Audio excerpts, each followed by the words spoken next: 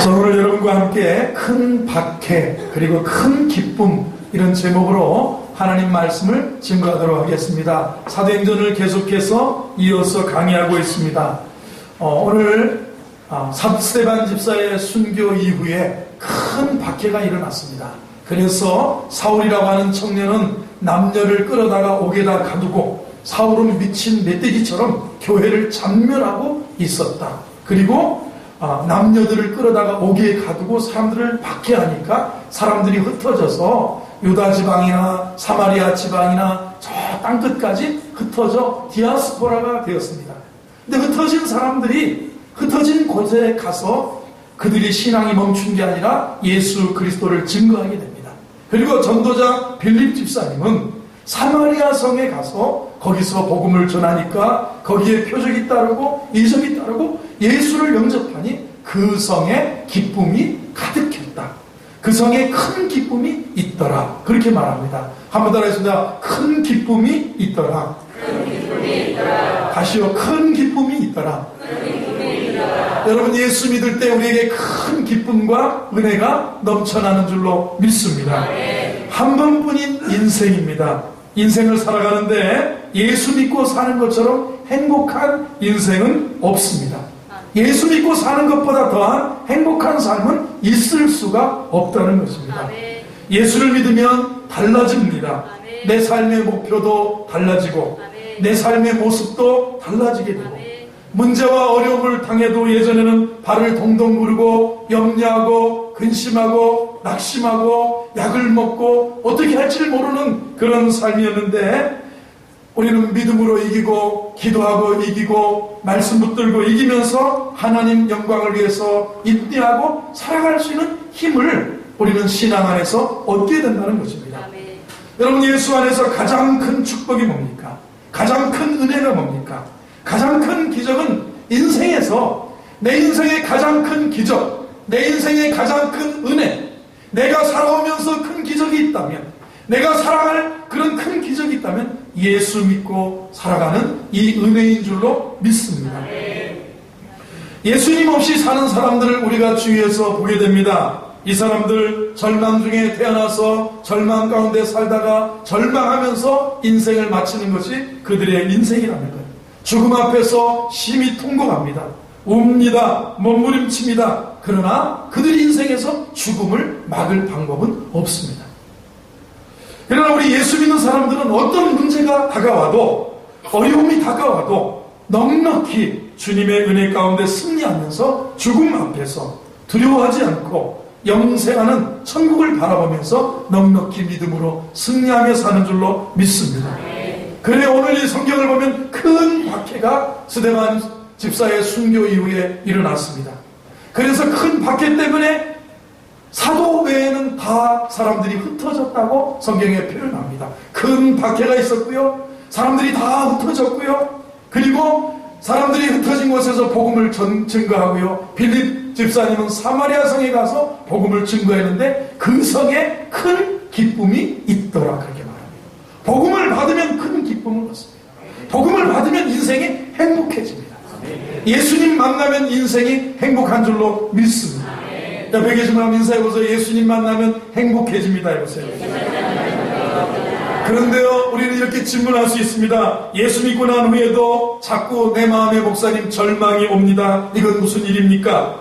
사소한 얘기를 들어도 상처가 됩니다. 아무것도 아닌 일에 스스로 낙심해서 내 자신이 무너지는 것을 보게 됩니다. 사업이 조금만 어려워도 아니면 어떤 관계가 꼬이고 자녀가 속을 썩여도 어떤 문제가 하고 질병이 찾아올까 두려워하면서 벌벌 떠는 것이 우리네 인생인데 왜 그렇습니까?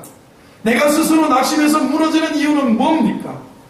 때때로 내가 구원받은 것이 맞는가? 천국은 진짜 있는가? 예수님은 있는가? 어떤 분이 그럽니다. 우리 목사님을 보면 예수님이 살아계신 것 같은데 내 삶을 보면 예수님이 안 계신 것 같다가도 또 기도하면 계신 것 같고 그렇다고 얘기합니다. 우리가 신앙생활하면서 그렇게 우리가 느낄 때 있습니다. 왜 그럴까요? 그 원인이 어디 있느냐? 오늘 성가대가 찬양한 것처럼 성령 충만한 데 있다 이렇게 얘기했습니다. 사도행전의 화두는 오직 성령이 너에게 임하면 너희가 권능을 받고 예루살렘과 온 유대와 사마리아 땅까지 이르러 내 증인이 된다. 예수 믿으면 성령이 누구에게나 다 임합니다. 그러나 성령 충만한가 하고 성령이 내 안에 계신가 하고는 달라요. 성령이 계시다는 사실, 예수 믿는 사람에게 성령님이 계시다는 사실, 그거는 부인할 수 없는 사실이에요. 그러나 느끼고 확신하고 용기를 가지고 우리가 하나님 일에 정말 열정으로 살아갈 수 있는 것은 무엇이냐? 성령 충만한 데 있는 줄로 믿습니다. 예수님의 제자들을 우리가 한번 살펴봅니다. 3년 반 예수님을 따라다녔습니다. 귀한 말씀 들었습니다. 산상수훈도 들었습니다. 주님의 겨자씨 비유의 말씀도 들었습니다. 이적과 치유와 기사를 수없이 보고 목격하셨습니다. 십자가에 대한 말씀도 들으셨습니다. 변화산상에서 변화되시는 예수님도 보았습니다. 그런 놀라운 기적의 현장에 함께 있었고 저들도 나가서 기적도 행하고 귀신도 주여 우리가 주의 이름으로 복음 전함에 귀신들이 항복하더이다. 저들이 귀신도 쫓아내고 그랬었어요. 그런데 문제는 뭐냐면 이들이 예수님 이후에 오순절 사도행전적인 성령 체험을 하기 전에는 무기력했다는 거예요. 박해 앞에도 무기력하고 핍박 앞에도 무기력하고 죽음 앞에서 무기력했던 베드로도 우리가 보게 되는 거예요. 왜 그렇습니까? 성령의 능력이 없었기 때문이라는 거예요. 그러나 오순절날 성령 충만받은 그들은 두려움이 없어졌어요. 뭐 금해도 막아도 담대하게 예수는 그리스도라고, 예수님은 살아계셨다, 죽음을 이기고 사망 권세를 이기고 살아나셨다고 예수가 그리스도라고 증거하는 일에 중단 없는 저들의 신앙을 우리가 보게 된다는 거예요. 오늘 우리에게 필요한 것이 성령 충만인 줄로 믿습니다. 오늘 이런 사모하는 마음으로 오늘 주일 예배 드리는 여러분, 성령 충만하십시오. 아멘 해보세요. 옆에 계신 성령 충만하십시오 해보세요. 여러분 오늘 이제 본문으로 들어간다면요, 때때로 주님은 우리에게 복을 주실 때 환난이라고 하는 도구를 통하여서 우리를 깨트리시고 우리에게 복을 내려주신다는 사실을 압니다. 오늘 1절을 보면 그날에 예루살렘에 있는 교회에 큰 박해가 있어 사도 외에는 다 유대와 사마리아 모든 땅으로 흩어지니라. 스데반 순교 이후에 그날에 예루살렘 교회에 큰 박해가 있었다는 거예요. 커다란 박해가 있었어요. 그래서 사도 외에는, 사도들은 죽기를 작정하고 아니면 처리할 업무들이 남아있기 때문에 아니면 다 흩어지는 건 아니기 때문에 사도들은 예루살렘에 그냥 남아있기로 작정하고 죽기를 각오하고 남아있습니다. 그러나 사도 외에는 유대와 사마리아 모든 땅으로 흩어졌다, 이렇게 말씀하고 있어요. 여러분 이 박해의 원인을 알죠. 오순절날 성령의 역사가 있은 다음에 3,000명이 회개하고 베드로와 요한이 성전에 올라가다가 안진뱅이를 고친 다음에 5,000명으로 교회 성도들이 부흥하고 남녀 수많은 무리들이 수만 명이 주님 앞에 돌아왔어요. 사도행전 6장 7절을 보니까 하나님 말씀이 점점 왕성해서 예루살렘에 있는 제자의 수가 더 심히 많아지고 허다한 제사장의 무리도 이 도에 복종하게 된다. 제자들이 많아지고 수많은 사람들이 주께로 돌아오는데 문제는 제사장들도 예수 그리스도가 메시아다, 예수가 구세주다, 예수님이 죽은 자 가운데서 사망 권세 이기시고 죄와 물을 다 대속의 죽음을 죽으시고 부활하셨다, 이 복음을 듣고 제사장들이 거기에 돌아오니까 당국자들이 위기의식을 느낀 겁니다. 그런 위기의식과 시기와 질투 속에 스데반이 콕 집어서 설교하고 꼭 집어서 생명의 말씀을 전하니까 스데반을 길바닥에 내팽개치고 돌로 쳐서 스데반 집사를 순교의 제물 삼은 거예요.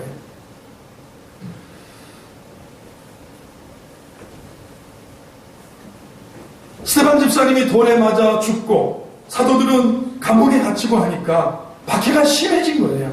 모든 성도들이 이제 뿔뿔이 흩어지기 시작하는 겁니다. 1절을 한번 다시 보겠습니다. 1절, 사도행전 8장 1절 시작.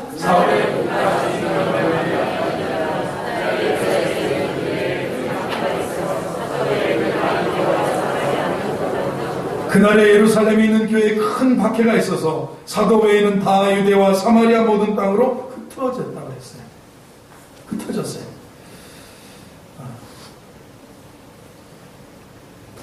여러분 흩어진다고 하는 거예요.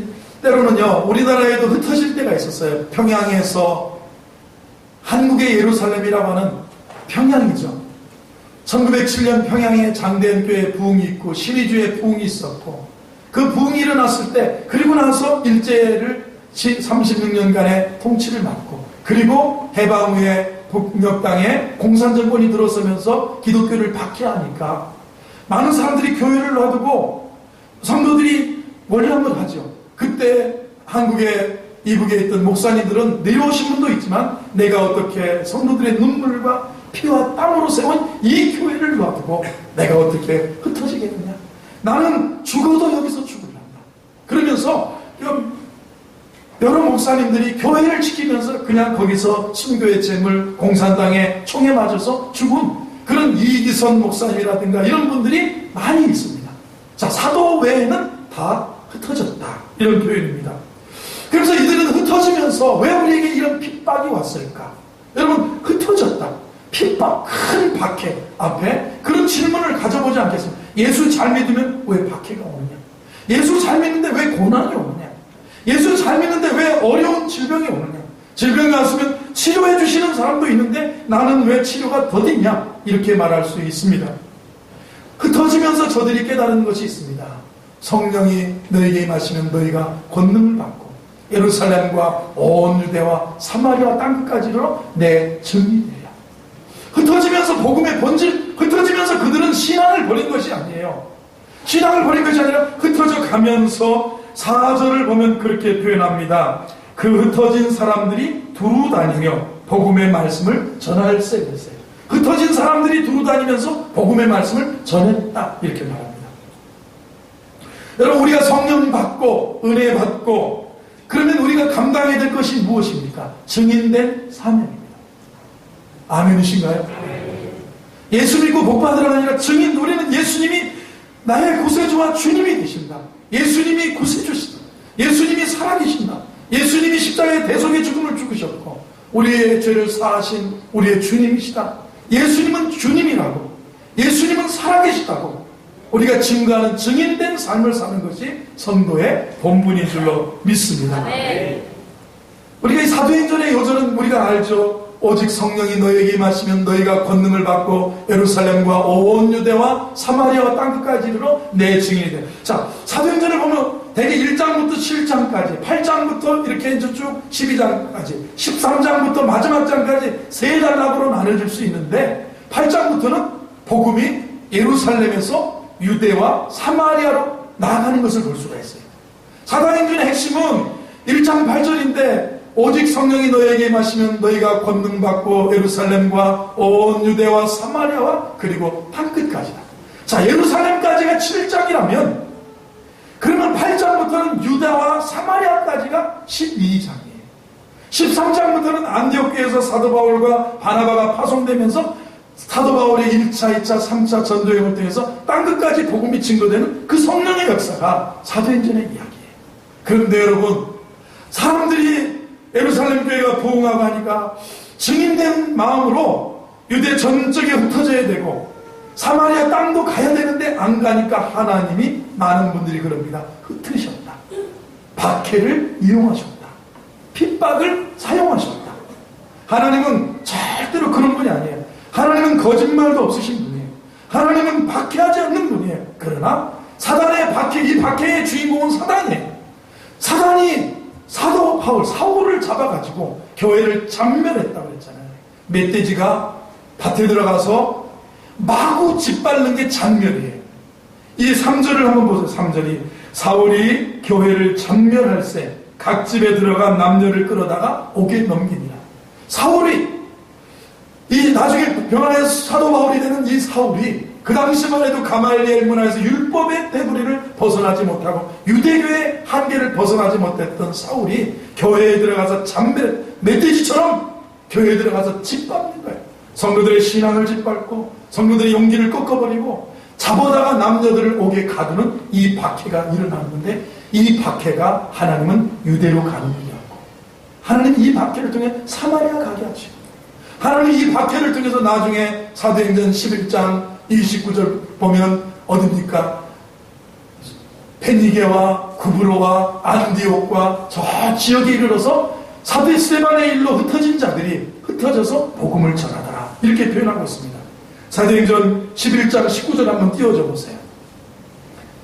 같이 읽어봅니다. 시작. 그때 스데반의 일로 일어난 환란으로 말미암아 흩어진 자들이 베니게와 구브로와 안디옥까지 이르러 유대인에게만 말씀을 전하는데 그 중에 구브로와 구레네 몇 사람이 안디옥에 이르러 헬라인에게도 말하여 주 예수를 전파하니 주의 손이 그들과 함께 하심에 수많은 사람들이 믿고 주께 돌아오고. 자, 흩어졌어요. 큰 박해. 그리고 그들이 흩어지게 됐어요. 그런데 흩어진 그들이 가는 곳마다 흩어져서 주 예수를 전파하게 됐어요. 어떤 일이 계기가 된 겁니까? 스데반 집사가 돌에 맞아 죽는 일이, 그 환란이, 핍박이, 그 박해가 계기가 되어서 복음이 온 세계로 흩어지게 된 거라는 거예요. 여러분, 환란이 다가올 때 있죠. 어려움이 다가올 때 있습니다. 문제가 다가올 때 있습니다. 내게 어려움이 다가올 때 있어요. 왜 이런 일이 내게 일어나는가? 제가 필립 얀시라고 하는 분, 미국의 그 목사님으로서 책을 많이 쓰시는 분인데, 고통이라는 문제에 대해서 책을 잘 쓰시는 분인데, 최근에 쓰신 책은 뭐냐면 하나님 제게 왜 이러세요? 우리 인생은 그렇잖아요. 하나님 나 권사인데, 하나님 나 집사인데, 하나님 나 안수 집사인데, 하나님 제게 왜 이러세요? 우리는 고난의 의미, 박해의 의미, 핍박의 의미를 두고 하나님 제게 왜 이러세요? 고통이라는 진정한 의미를 성경적으로 믿음으로 받아들이기 전에 그런 질문을 할 수가 있습니다. 그런데 오늘 보면 여러분, 하나님께서는 때로는 환란이라고 하는 도구를 통해서 우리를 훈련시키시고 더 큰 은혜와 축복을 더해 주신다는 사실을 믿으시기 바랍니다. 아멘. 그래서 환란은 축복의 전주곡이다, 그렇게 이해합니다. 아멘. 이렇게 생각, 한번 따라서 환란은 축복의 전주곡입니다. 그렇게 믿으시는 분 한번 아멘 해보세요.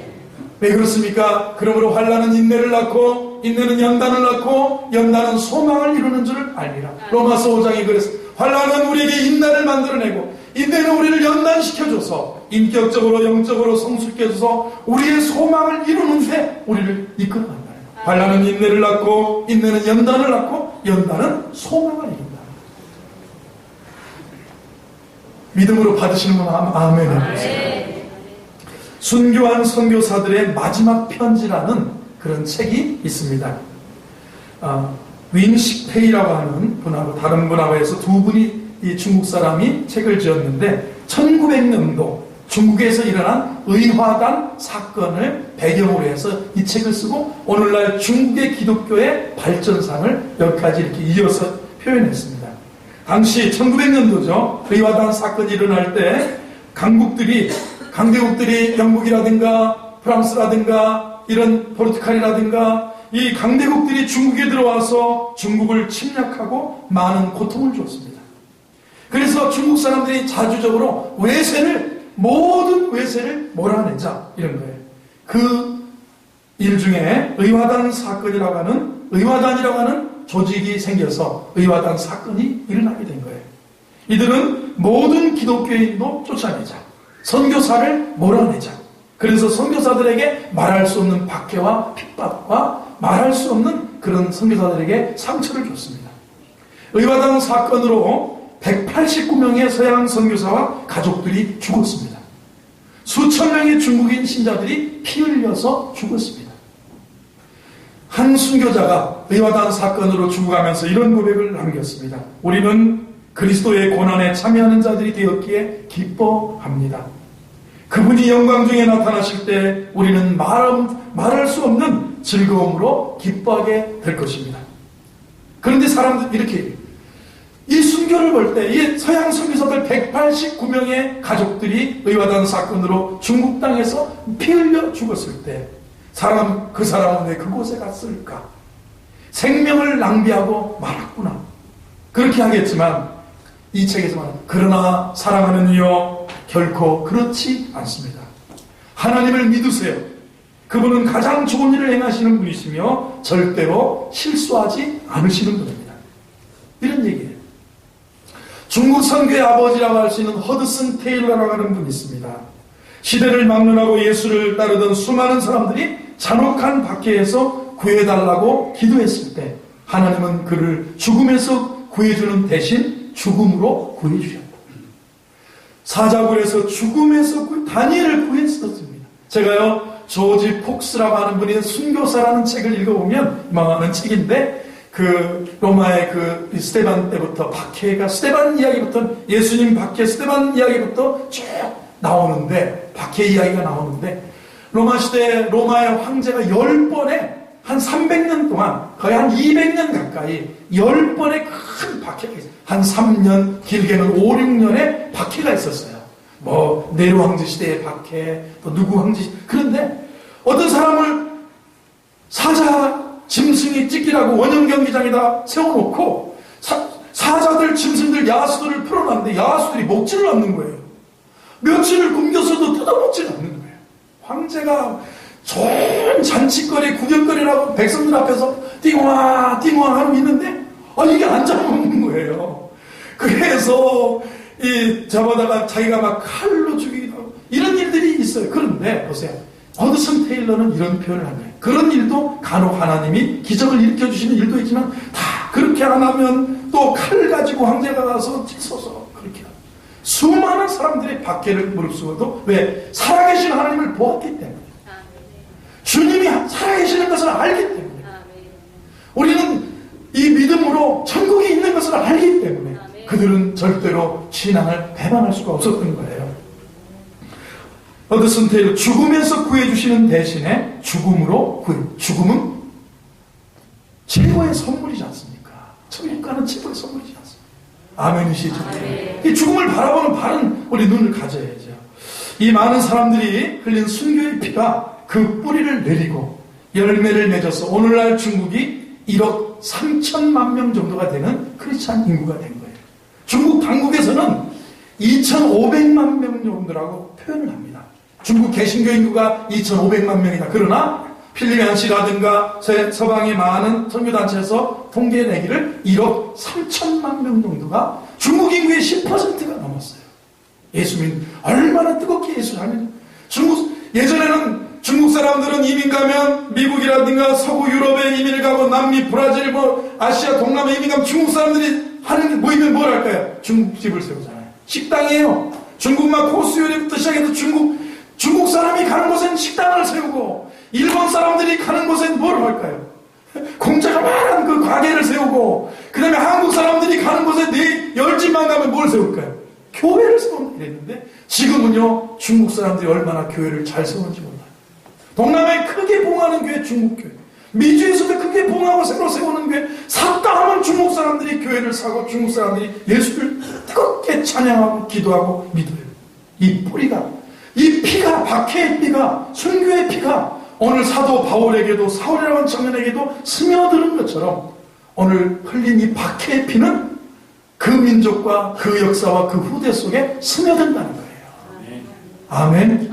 오늘 우리 땀방울, 오늘 우리 눈물, 오늘 우리의 피 흘림, 이것이 후대에 스며들어서 우리 선조들의 피 흘림이 스며들어 우리 조국 대한민국이 이만큼 여기까지 오는 은혜와 축복을 누리게 된 줄로 믿습니다. 열심히 기도하고 열심히 찬양하고 열심히 복음을 전하는 중국교회를 우리 현실에서 목도합니다. 상하이에 중국 기독교 본부가 있습니다. 출판사가 있습니다. 기독 출판사가 있는 1년에 찍어내는 성경책이 350만 권을 찍어내요. 여러분 단일책을 10만 권만 해도 인쇄만 해도 어마어마한 부자가 되잖아요. 그런데 근데 350만 권을 1년에 중국 성경책이 중국에서 찍는 성경이 그렇게 나온다는데 적어도 이게 뭐냐면 해마다 찍어내는데도 매진이랍니다. 그래서 중국에서 생각하기를 지금까지 찍은 성경책이 8천만 권을 찍었답니다. 중국 성서공에서 찍은 게 8천만 권을 찍었는데 지금 없대요. 그래서 외국에서 들어온 성경책까지 하면 1억 권이나 넘는 성경책이 중국 각지에 보급됐을 것이다. 그렇게 이야기합니다. 1949년 모든 선교사가 다 추방당하고 그때 이후로 정식으로 예배드릴 수 있는 교회 하나도 없었습니다. 그러나 성령의 은혜가 임한 거예요. 그 환난 중에도 말할 수 없는 핍박과 모진 고문 속에서도 믿음을 지키고 하나님 앞에 엎드려 기도하던 중국의 지하교회 성도들이 있었어요. 핍박을 받고 순교를 당하고 감옥살이를 20몇 년씩이나 10수년씩이나 하던 중국 교회의 지도자들이 있었습니다. 지금 부흥하고 성장해서 1억 3천이 넘는 중국 교회로 성장하게 될 거예요. 하나님께서 선교의 문을 여신 줄로 믿습니다. 환난과 핍박을 통해서 교회가 부흥하게 만들어준 거예요. 시진핑 정부 종교 사유 주었습니다. 나라법만 잘 지키면 마음껏 예수 믿어도 좋다 그랬어요. 우리 그러나 외국인에 의한 선교는 안 되는 거예요. 그래서 우리 한국 사람들이 가서 예수 잘못 전하다 추방당하는 거예요. 다만 중국인들이 초라한 거예요. 어쩔 수 없지 않냐는 거죠. 이렇게까지 문화가 바뀔 정도예요. 그게 뭐냐면 하나님은 핍박을 도구로 사용하신다는 거예요. 할렐루야. 그래서 우리는 우리 인생 개인에게 적용하든 역사에 적용하든 교회적으로 적용하든 그러므로 어떤 환난이 다가오고 어떤 문제가 다가오고 어떤 어려움이 다가와도 사랑하는 성도 여러분 믿음으로 승리하는 우리 성도가 되기를 바랍니다. 환난의 축복이 박해의 축복이라고 있어요. 박해는 나를 더 넓은 이 풍랑 인연하여서 더 빨리 갑니다. 바다가 고요하면 돛담배는 움직이지 않습니다. 그러나 이 풍랑 인연하여서 더 빨리 가십니다. 바람이 없는 것이 문제. 바람을 타고 가면 되는 거예요. 축복의 파도를 타고 가면 되는 거예요. 하나님은 환난의 파도를 통해서 우리를 환난은 인내를 낳고 인내는 연단을 낳고 연단은 소망을 이루는 줄을 알미라 그랬어요. 하나님 앞에 환난의 축복이라는 것을 생각해 보면서 오늘 사랑하는 성도 여러분 환난과 어려움과 질병과 고통도 이길 수 있는 믿음의 종들이 되기를 주의 이름으로 축원합니다. 두 번째 우리가 이 본문에서 한번 생각해 볼 것은 하나님의 역사 말씀과 함께 우리에게 임한다는 것. 그 성에 큰 기쁨이 있더라. 박해가 있었습니다. 흩어짐이 있었습니다. 그런데 전도자들이 유대 지역에 가면서 복음을 전하고 빌립 집사는 사마리아 성에 가서 사마리아 성은 다윗 왕 아들 솔로몬이 있습니다. 솔로몬이 죽은 다음에 나라가 두 아들이 두 쪽이 났습니다. 나라가 솔로몬이 죽은 다음에 북쪽에 10지파의 왕국이 생기고 남쪽에 유다와 베냐민 지파의 왕국이 생겨서 솔로몬 이후에 이스라엘은 두 나라로 남과 북으로 우리나라처럼 갈라졌는데 그것이 흘러가다가 722년경에 아시리아에 의해서 북왕국은 망했어요. 멸망했어요. 그때 아수르의 왕 사르곤 2세입니다. 사르곤 왕이 혼혈 정책을 썼어요. 북왕국의 수도는 사마리아입니다. 그래서 사마리아 하면 저주받은 땅, 사마리아 하면 혼혈 족속, 사마리아 하면 나쁜 사람들. 이렇게 이스라엘의 1000년 동안 역사가 흘러내려오는 것이 뭐냐면 아시리아에 의해서 북쪽의 왕국이 멸망할 때 그 북쪽의 그 아시리아의 왕인 사르곤 2세는 혼혈 정책을 써서 몇 명이나 되냐면 27,290명을 국외로 추방시켰대요.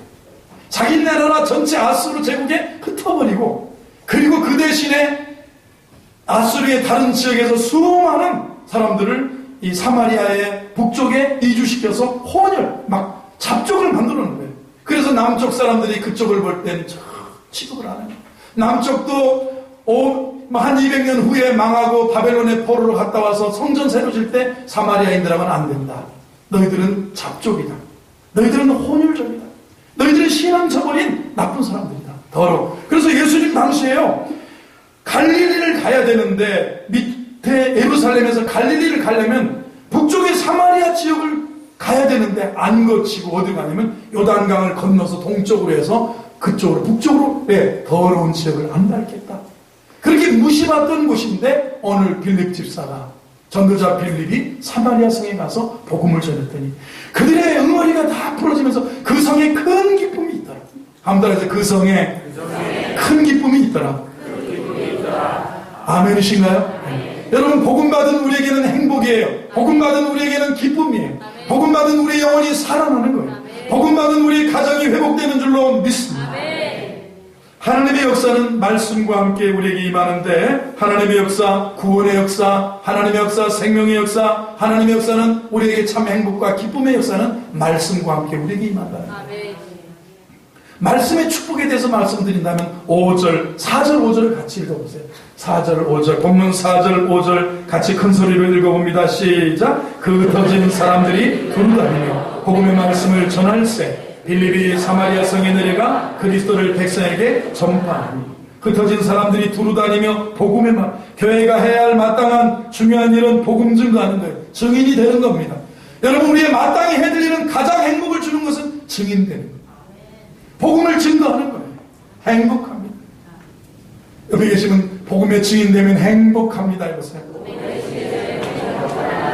이 흩어진 디아스포라들이요, 발길이 닿는 곳마다 복음을 증거했습니다. 자신들을 흩으신 까닭이 여기에 있다고 알았어요. 아, 하나님이 여기가 더 좋사오니 예루살렘에 머물고 있는 우리를 박해를 통해서 흩으셨구나. 하나님이 흩으셨어요. 박해를, 핍박이라는 도구를 통해서 핍박의 주체는 사단이에요. 핍박의 주체는 당국자들이에요. 그러나 하나님은 박해라도 이용하셨어요. 박해를 통해서 흩으시고 박해를 통해서 하나님은 흩어진 그들이 가서 복음을 증거하게 하셨다는 거예요. 할렐루야. 여러분, 복음이 선포될 때 어떤 일이 일어날까요? 막연히 교회만 나올 때는 아무 일도 안 일어날 수 있습니다. 그러나 복음을 믿을 때, 복음을 받아들일 때, 사람이 복음을 들을 때, 그곳에 어떤 일이 일어날까요? 오늘 여기 보면 6절을 보면 그런 말씀이 6절 같이 7절까지 읽어봅니다. 6절 7절 시작. 무리가 빌립의 말을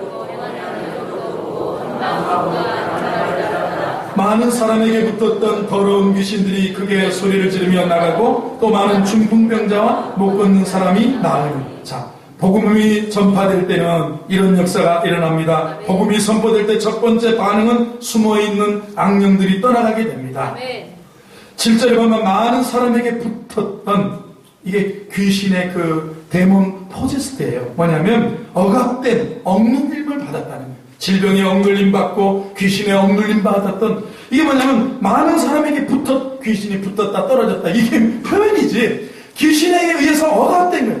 질병에 막 억압되고 그냥 막 캄캄함에 도박에 막 억압되어 있어요. 붙들려 있어요.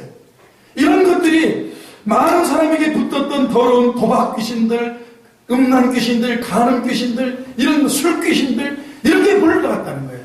복음이 들어가면, 우리가 복음이 선포되면, 하나님 말씀 믿으면 들으면서라고, 들으면 그리스도의 말씀에서 나는데 복음이 선포될 때 그런 역사가 일어난다는 거예요. 숨어있는 악령들이 떠나가는 줄로 믿습니다.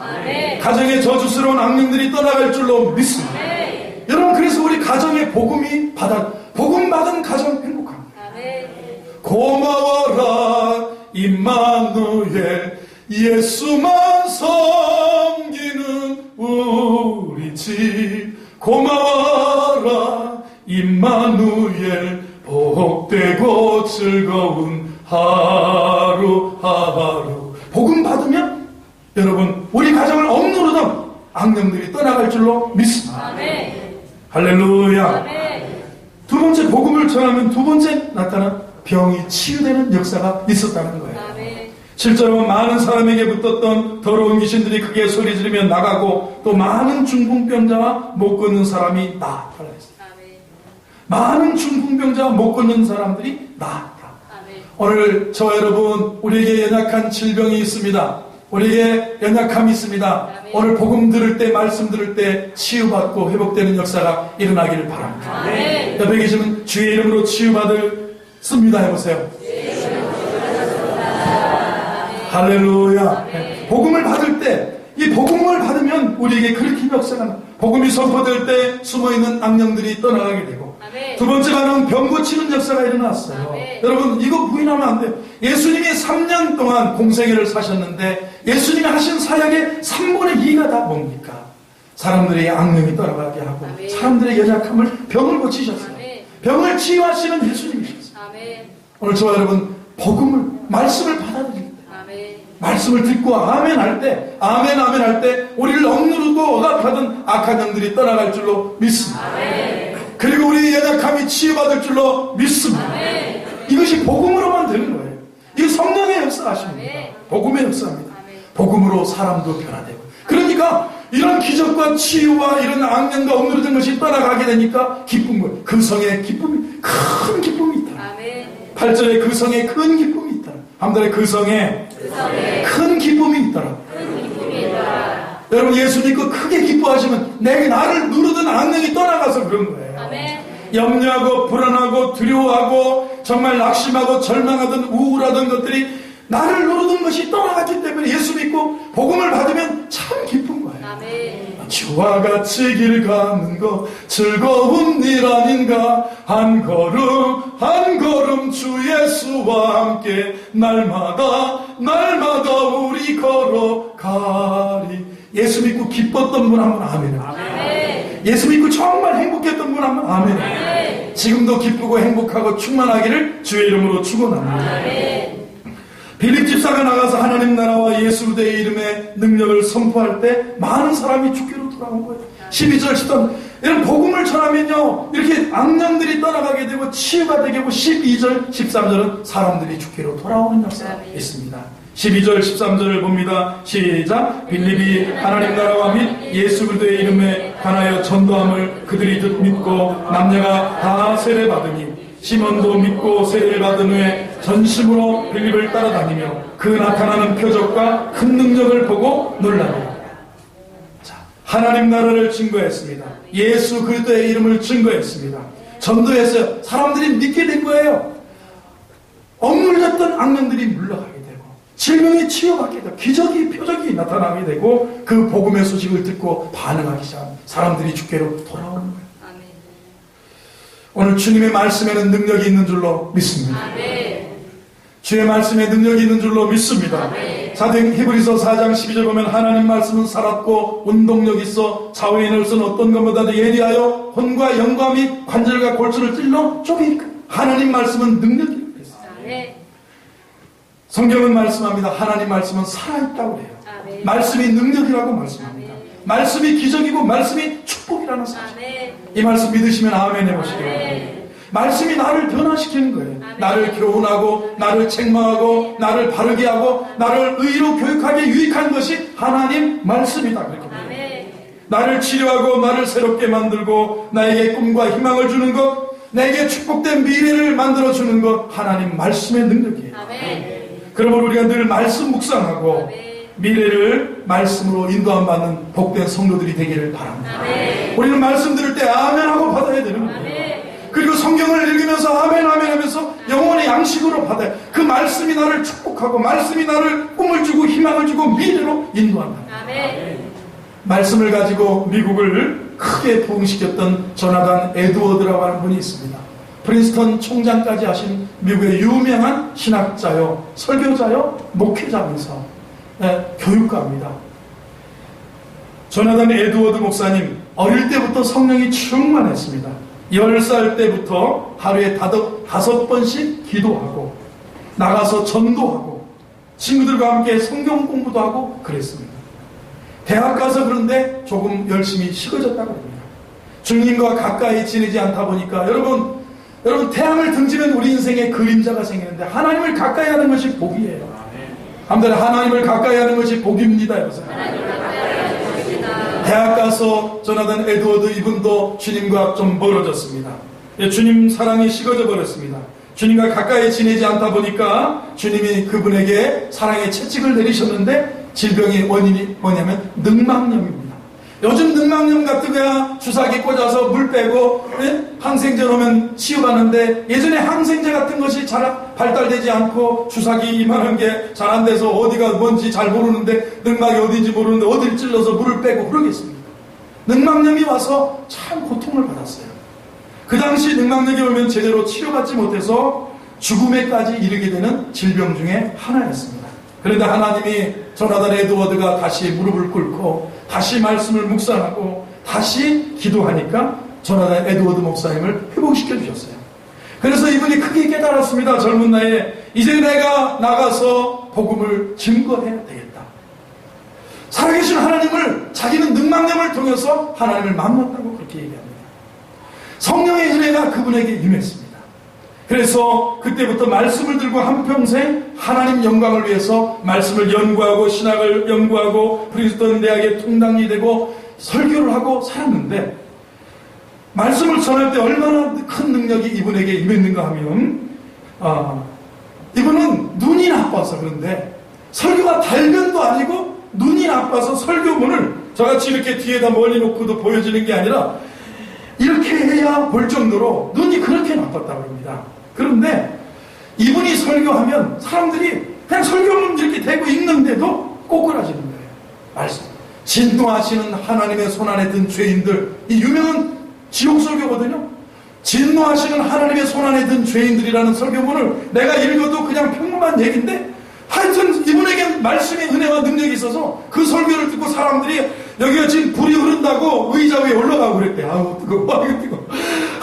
그리고 회개하는데 기둥이 매달려서 지옥에 안 떨어지고 싶어요. 그런 일화가 있을 정도의 대단한 분입니다. 보스턴, 매사추세츠 쪽 노스햄턴 지역이 온 지역이 이분의 설교로 말미암아 변화되고 거리에 흥청망청 놀고 술취에 빠졌던 방탕한 사람들이 그 지역에 보이지가 않고 술집이 안 돼서 문이 닫고 이분이 전하는 예배당에 성도들이 가득가득 찼답니다. 이것이 미국 대각성 운동의 시발점이 됐어요. 불과 짧은 기간 동안 얼마 지나지 않아서 5만 명 정도가 노스햄턴 지역의 사람들이 회개하고 주께로 돌아오는 부흥의 역사가 일어났어요. 이 무슨 얘기를 제가 하고 싶냐면 하나님 말씀 의지하고 말씀 믿을 때 그리고 말씀 선포할 때 놀라운 은혜가 임하는 줄로 믿습니다. 아멘. 오늘 한국은 설교 풍년의 시대에 살고 있습니다. 텔레비전을 틀으면 일반 텔레비전에도 목사님이 나오고 기독교 텔레비전 채널도 몇 개가 되고 라디오 채널도 엄청나게 많고 인터넷에 들어가면 수많은 한국계의 유명한 설교자들이 있습니다. 외국의 목회자들도 내가 인터넷을 통해서 설교를 다운받아 들을 수 있는 시대입니다. 그런데 하나님 말씀이다. 내 영혼의 양식이다. 말씀을 지식으로 받으면 망하지만 말씀을 양식으로 받는 자에게는 생명의 역사가, 살아나는 역사가, 회복의 역사가, 치유의 역사가, 우리에게 오늘 능력의 역사가 일어날 줄로 믿습니다. 아멘. 지식으로 받으면 안 돼요. 양식으로 받아야 돼요. 아멘, 아멘, 아멘 받아야 돼요. 아멘 해보세요. 아멘. 아멘. 그럴 때 축복이 임하고 부흥이 임하고 아멘. 문제가 해결되고 병의 고침을 받고 큰 기쁨이 사마리아 성처럼 그 성에 큰 기쁨이 있었더라 그랬어요. 아멘. 오늘 여러분 모두에게 말씀의 은혜가 임하여 큰 기쁨이 넘쳐나시기를 주의 이름으로 축원합니다. 아멘. 복 있는 사람이 어떤 사람이냐 시편에 하나님 말씀을 즐거워하여 그 율법을 주야로 묵상하는 자라고 그랬어요. 여러분의 생각과 여러분의 뜻대로 살면 문제와 어려움이 끊임없이 다가오지만 말씀을 믿고 의지하고 따라가면 하나님의 은혜가 임하고 축복이 임하고 아멘. 기적이 임하고 치료가 임하고 용서와 회복이 임할 줄로 믿습니다. 아멘. 그래서 말씀 중심으로 살아가는 우리 호산나 성도들이 되시기를 주의 이름으로 축원합니다. 아멘. 기도하겠습니다. 하나님 아버지 감사합니다. 오늘 우리의 삶이 말씀 안에서 예수님 안에서 환난도 축복임을 믿고 환난은 인내를 낳고 인내는 연단을 낳고 연단은 소망을 이루는 줄 알며 말씀 받고 말씀 받은 자로서 살아가게 하여 주옵소서. 예수님의 이름으로 기도하옵나이다. 아멘.